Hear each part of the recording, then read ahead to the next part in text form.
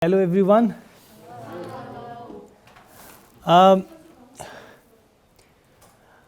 For this lecture I wanted to talk about the history of the Silk Road, which I presume that everybody has heard about. We have this very elementary map of the Silk Road over here as it is supposed to have existed in history. This would be used only for illustration purposes. There is, by the way, let me before I proceed any further, let me clarify that when I am talking about the Silk Road, I am only talking about the pre-modern history of this Silk Road. I am not talking about what is happening now regarding the Silk Road at all. There is a dominant narrative about the Silk Road in history, and that narrative is that this Silk Road came into existence in the 2nd century BC as a result of the great Han Emperor's Wu's efforts, and that it connected, as you can see, China to the Mediterranean world, that this road ran for about 10,000 kilometers, that it connected all the other sedentary civilizations also, including India, Persia, Roman Empire and later Europe and China. These 4 great sedentary civilizations were supposedly connected by this Silk Road, which ran for about 10,000 kilometers all the way from China and Mongolia to the Mediterranean world. The other aspect of this dominant historical narrative of the Silk Road is that after one last burst of activity during the Mongol Empire, that is 13th and 14th centuries, after the European discovery of the maritime route from here to Asia, India, China and all other countries, this road ultimately died out. This is the dominant narrative of the Silk Road that we have inherited from history. Now what I am going to argue here is that this narrative about the Silk Road is very problematic. When we look at history, we do not find sufficient evidence to back up this narrative of the Silk Road. This is what I am going to argue. One of the most fundamental problems with this idea of the Silk Road is that if you look at this entire region, this can loosely be described as Central Asia or Inner Asia. People use it interchangeably, generally, Central Asia, Inner Asia. My argument is that this narrative of the Silk Road ignores the dominant role that the Central Asia and its nomads played in the economic and commercial history of what we call Eurasia. The dominant role was played not by the sedentary civilizations such as India, China, Europe or Persia, but by the nomads of Central Asia. This is my argument in the history of trade and commerce and also in the economic history of Eurasia. When we create this narrative like this, that this was a Silk Road which carried on trade between the sedentary civilizations, we neglect the importance of the nomads. So this is one very important argument that I am making. Second argument there is that not only this, what is now being called, this is just a simple one Silk Road here, but if you look at the complicated maps of the Silk Road, which I did not want to depict here because they are very confusing, there is an entire network of roads running in all directions. All those roads are now being, all those roads and routes are now being described as Silk Road or Silk Roads. Now what is the reality about it? The fact is that from a very early period, Eurasia had a very large number of land based networks, routes of all kinds, along which trade was carried out, cultural exchange was carried out, and historically they were never described as the Silk Road or roads at all. In fact, this network of routes, as I am arguing, was created predominantly by the Central Asian nomads and not by the sedentary civilizations such as India, China, Persia or the Roman Empire. Now, this entire network was created by them and they played the dominant role in it, and from the 19th century onward we started calling it the Silk Road or the Silk Roads. That is one of the fundamental problems with this narrative as I can see it. Now, two problems here. One, of course, that it relegates the role of the Central Asian nomads in this network to the background. So, it does grave injustice to what they had done in the history of trade and commerce in the world. And two, it also creates another very problematic sort of impression. It creates the impression that it is only the sedentary civilizations which had something to trade with each other. So you think that India sent something to China, China sent something to India, China sent something to Roman Empire, and Roman Empire sent something to China, which is to some extent correct, but this is not the whole of story. The real story is that there were two kinds of exchanges along this Eurasian trade network. One was what I can describe as trans-ecological network. Trans-ecological network would mean that the products of one kind of geographical region were exchanged with the products of another geographical region. So, it is like countries that are cold, for example, they have one kind of geography, they have one kind of climate, they produce a certain set of things, isn't it? And the countries that belong to another zone which are hot and humid, they produce another set of things, so they exchange them for each other's needs. This would be described as an example of trans-ecological exchange. Now, what is the dominant fact about the geography of Central Asia? You mean the exact fight? Pardon? You mean the fight? No, what is the dominant fact about the geography of Central Asia? How is it different from that of, say, China? So climate, and it's surrounded by high mountains, so it's very arid and it's very arid. It's very arid. It is predominantly grassland, isn't it? It's not very fertile as compared to China or India, isn't it? And it has extremes of temperature also. It can be both hot and very cold, isn't it? And there are reasons behind it. It's very far from the sea. It's a very interior part, inner part of Eurasia, and therefore its climate, its geography is very different from that of China. It's very different from that of India also. So you see that most of what human beings exchange in history at least depends upon their geography, their climate, because depending upon that they produce certain things which they exchange with others. This is one of the most important facts in the economic history of the world which we must understand. So, one type of exchange was this trans-ecological exchange. In the trans-ecological exchange, my argument is that it was the nomads of Central Asia who traded certain commodities, certain goods with the sedentary civilizations such as India, China, Roman Empire later, and also with Persia. Then there was a second kind of exchange that took place. This second kind of exchange, in my opinion, was what I would describe as trans-civilizational exchange. Trans-civilizational exchange meaning that one sedentary civilization exchanged its products with another sedentary civilization. So, that is India traded with China, India traded with Roman Empire, so on and so forth.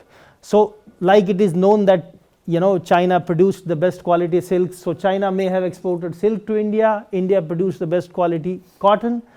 India exported cotton to China.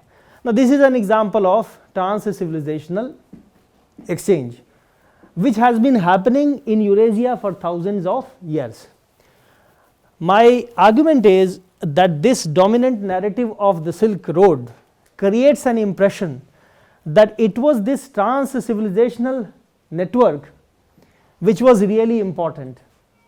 This exchange between different civilizations, that was really important. This is the argument, and I disagree with it.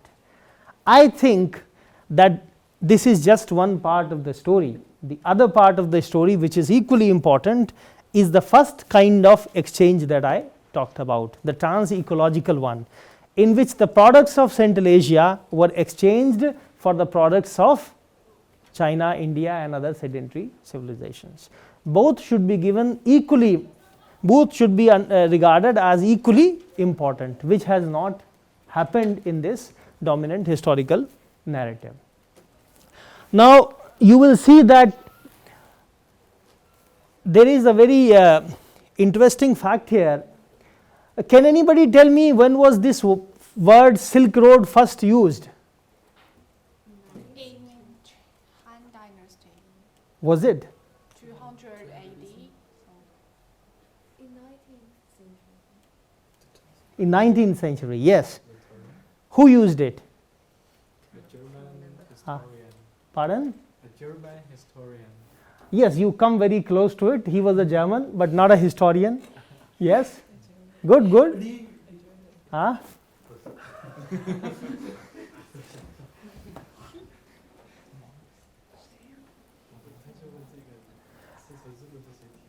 He was a German traveler and geographer, Ferdinand von Richthofen. Ferdinand von Richthofen. He coined this term.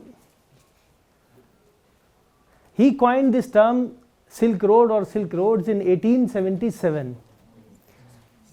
Before that, there is no evidence of anybody, either in India or in China or in Central Asia, of having used this phrase Silk Road or Silk Roads.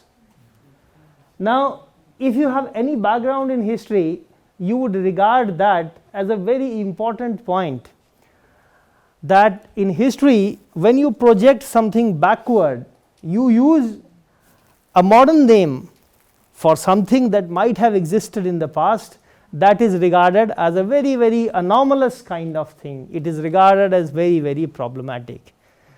It's like if the Hans described themselves as Han, you would not use another name for that dynasty today and describe them as something else, isn't it? So, it's like this. It is the self-description of peoples, dynasties, kingdoms, empires, countries, etc., etc., which is considered important in a historical narrative. So, what I am trying to point out here is that this has not happened as far as this Silk Road narrative is concerned. In 1877, Richthofen coined this term. Now, the question is, why did he coin it? Why should he suddenly come up with a term like this when for thousands of years nobody had thought of it?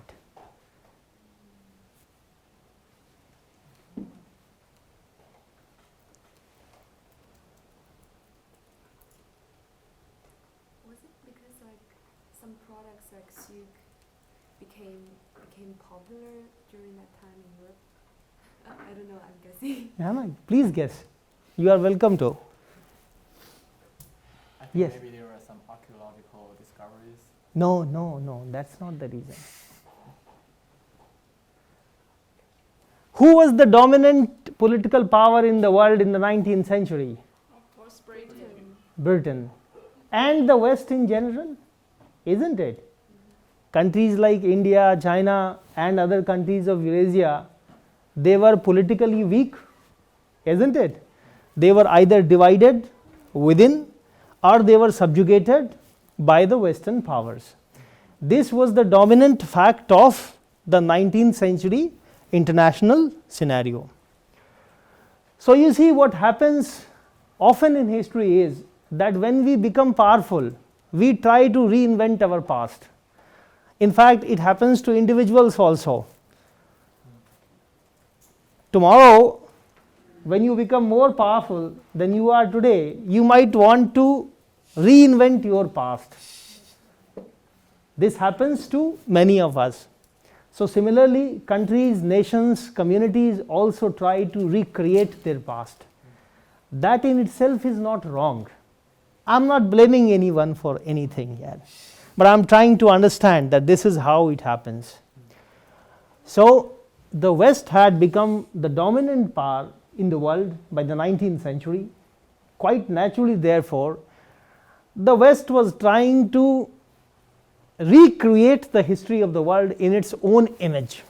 It was trying to understand its own role in the history of the world, in the economic history and in history in general.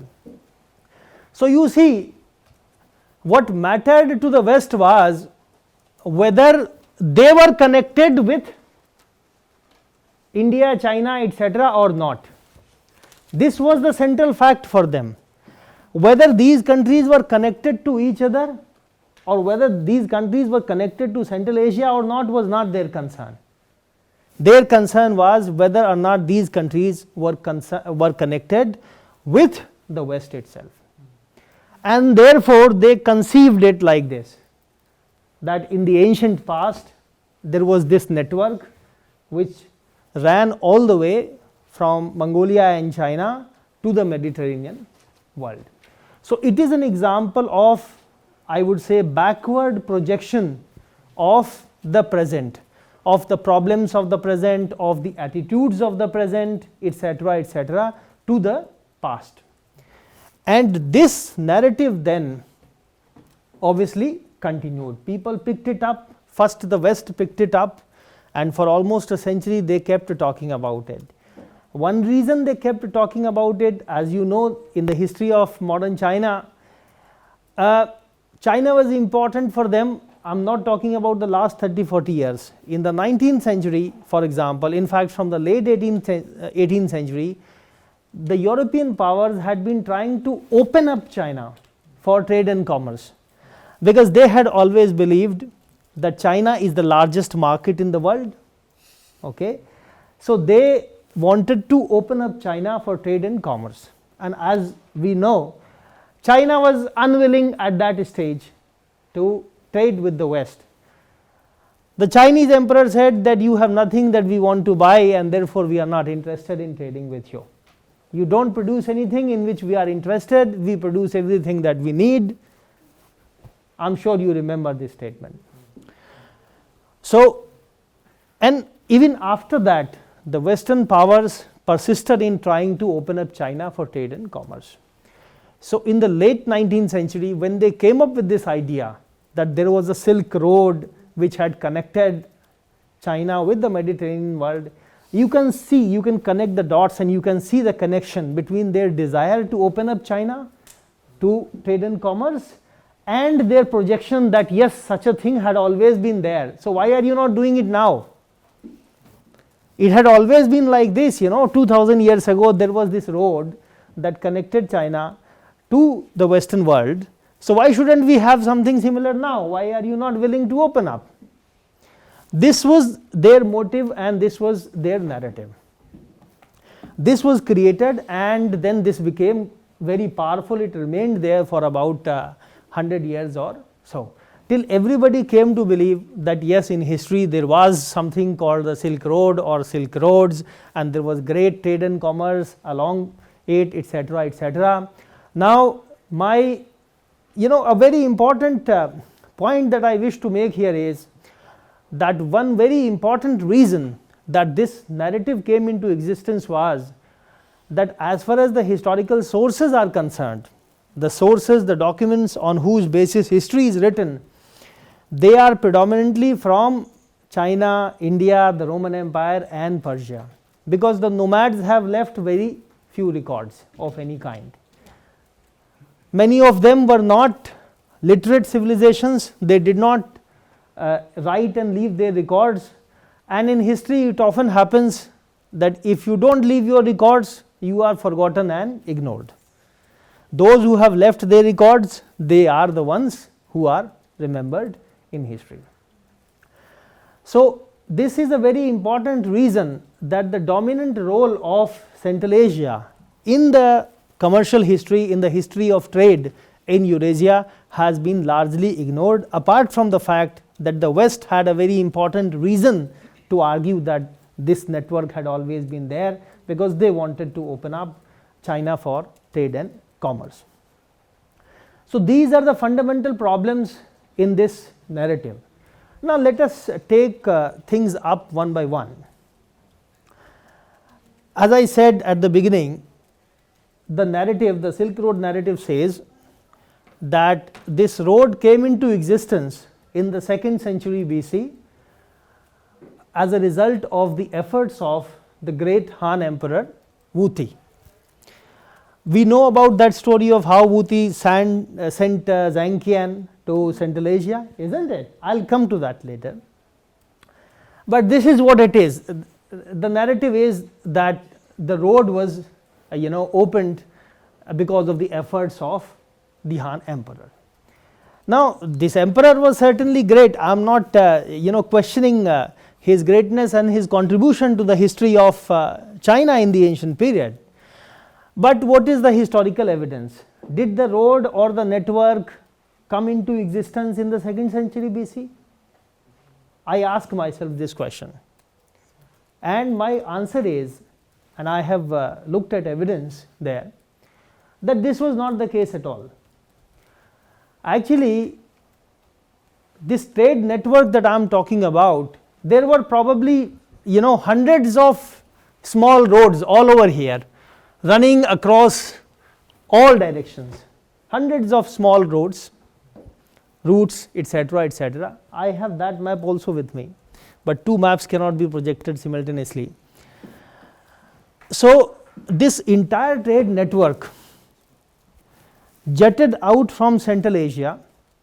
It started from Central Asia. Central Asia was at the core of this trade network, land based trade network, and it ran to different parts of Eurasia, to the borders of China, to the borders of what is now Russia, to the borders of India and what is now Pakistan, to the borders of Persia and these other sedentary civilizations. But the network was based out of Central Asia. And when did it start? Did it start in the 2nd century BC? Not at all. There is historical evidence to show that this land based Eurasian network had started taking shape as early as 4000 BC, that is 6000 years ago. Now, we know that Central Asia is known for its horses. In fact, you can see a horse rider there on the map. When did horse riding start in Central Asia? Can anybody have any guess?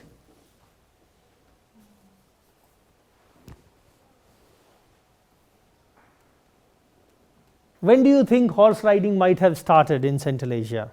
When was horse domesticated? No, much earlier. There is evidence that as early as 3 to 4000 BC, that is 5 to 6000 years ago, the Central Asian nomads had started domesticating the horses. They were using horse for various purposes. And as we know, horse is a wonderful animal, very fast, sturdy.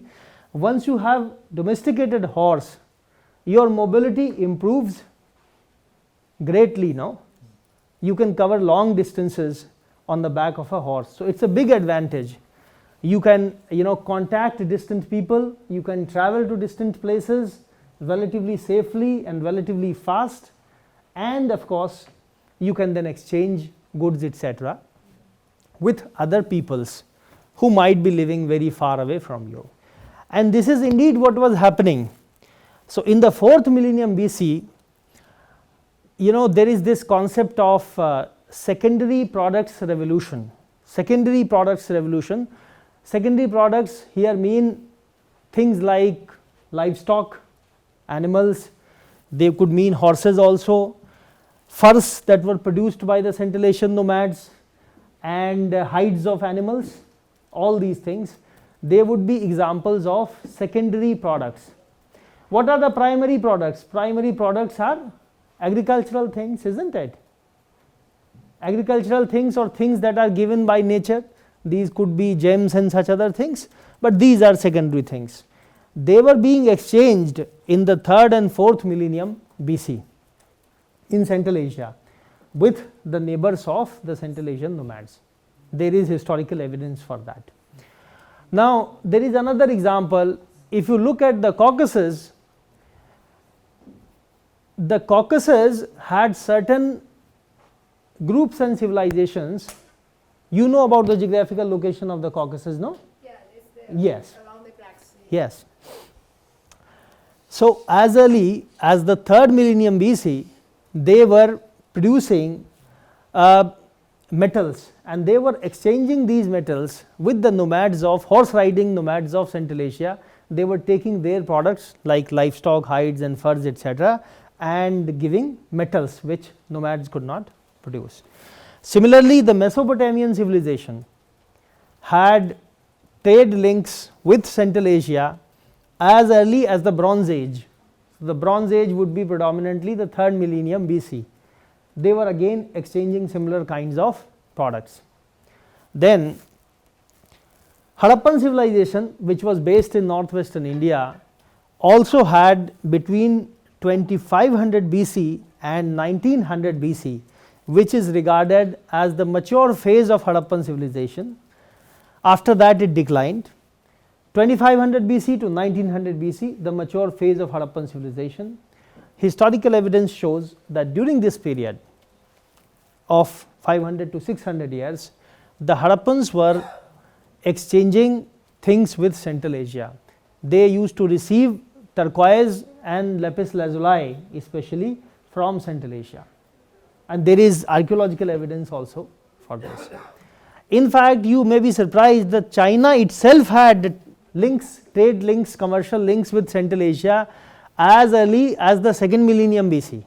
China used to receive large quantities of jade Yeah, trade. from what is now Khotan and Yarkand. You know about it, no? Yeah, Xinjiang also, the China province, also rich in jade. Yes, yes. So, jade was imported by China as early as the 2nd millennium BC from Central Asia. One reason jade was regarded as important because it was used in the burial rites of many kings and emperors in China. Okay. Jade was regarded as a precious stone and it was used by the royalty. So, you find that the tombs of certain kings that are located north of the Yellow River, they have shown the archaeological excavations there have shown considerable quantities of jade being found there, and this belongs to the 2nd millennium BC. So, you can see that China itself already had considerable trade links with Central Asia much before the Han Empire came into existence, much before.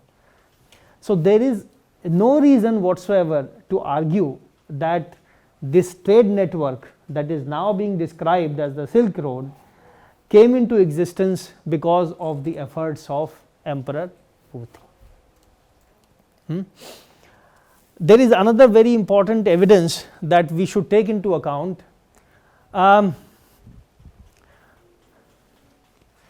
Somewhere here in northern Mongolia, there is a site, archaeological site called Noi Nula. There is no board here. Yes.